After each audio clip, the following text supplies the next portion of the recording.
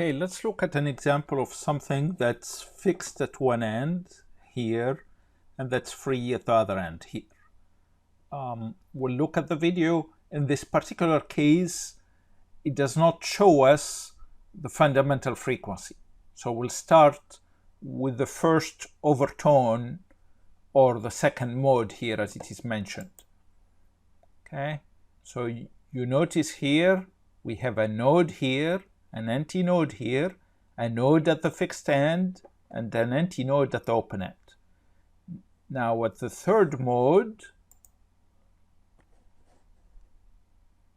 which is the second overtone, we have a node here, a node here, an antinode here, an antinode here, and a node at the fixed end, and an antinode at the open end. So here we have half a segment, plus one segment, plus one segment. So 2.5 segments for the second overtone. Okay, now here we have the third overtone. That's one segment, two segments, three segments, and a half. Antinode at the free end, then a node, antinode, node, antinode, node, antinode, and node at the fixed end. So we have one segment, two segments, three segments, and a half. Okay, you see it?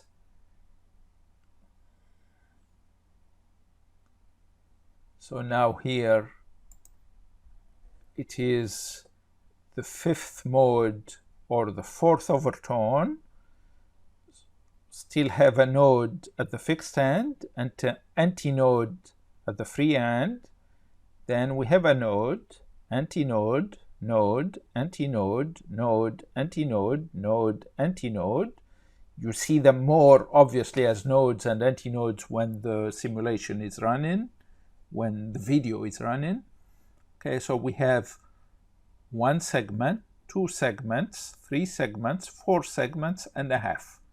So this is our fourth overtone, and here you go. Remember, half a segment is lambda over 4. In this particular case, we have a device that we call a mechanical vibrator that's going to be driven by this signal generator. This is going to provide the vibrator with an electrical signal at frequencies that we can select through these knobs. Now the mechanical vibrator has these 6 strips, 6 metal strips. 1, 2, 3, 4, 5, 6. Now as the mechanical vibrator vibrates up and down here, the strips are going to vibrate. When the frequency of the electrical signal is going to correspond to the fundamental frequency or a harmonic of one of the strips, the strip is going to oscillate at high amplitude, and we'll be able to see it. Okay, let's have a quick look first of how this works. Okay, she's setting it up and then she's increasing the frequencies. And you notice we have one strip oscillating high amplitude, then another one that we don't see very well, then another one, then another one, and another one. Okay, let me now rerun it and try to point to the ones that are oscillating at high amplitude. We might not see it very well, but as she increases the frequency, this is probably the one oscillating at high amplitude, then this one, then this one, then this one.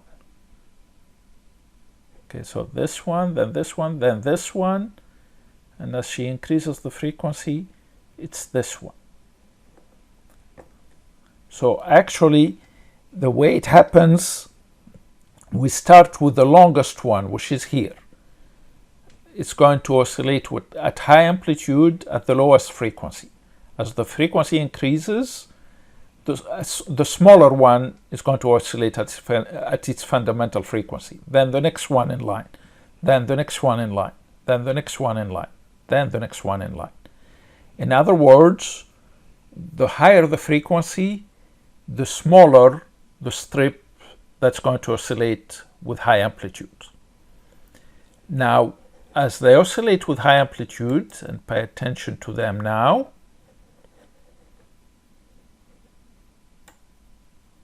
okay, let's go. I'm moving it slowly. Okay.